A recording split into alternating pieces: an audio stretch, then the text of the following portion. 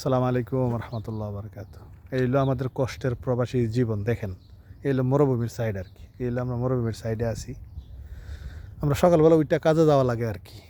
এরপরে আইসা সাইডা আপনি নিজে গোসল করো রে, খাও রে, খানা বানাও রে, এটা হচ্ছে কষ্ট। এরপরে আমরা কারো কারো দ্বারা মনে করো তোমার ভালো হইতে পারি না। এক বউর দ্বারাও না, এক মার দ্বারাও না, এক ভাইয়ের দ্বারাও না, তারপর আবার বোনের কাছেও না। মনে করে কি জানেনি, আমরা হচ্ছে টাকার মিশিং। আমাদেরকে সাপ দিলে মানে টাকা মনে ফুরফুর ফুরফুর করে বাইরে। ঠিক আছে, আমরা তো ভাই টাকার মেশিন না। আমাদেরকে যখন কপিলগুলা যখন যে আরবি লোকে যখন ব্যবহার করে তখন বোঝা যায় যে আমাদের লোকে কী একটা ব্যবহার করতেছে।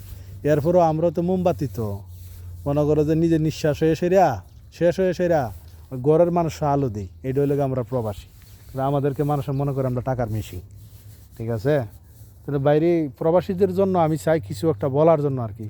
তবে আলহামদুলিল্লাহ আপনারা যখন লাইক ভিউ দিবেন তখনই দেখা গেছে কি তা কথাগুলো আরও সাহস পামু। এরপরে আপনার দেখা গেছে কি যখন আরও ভালো লাগবো তখন আরও কথা আছে প্রবাসীদের নিয়ে বলবো। ঠিক আছে।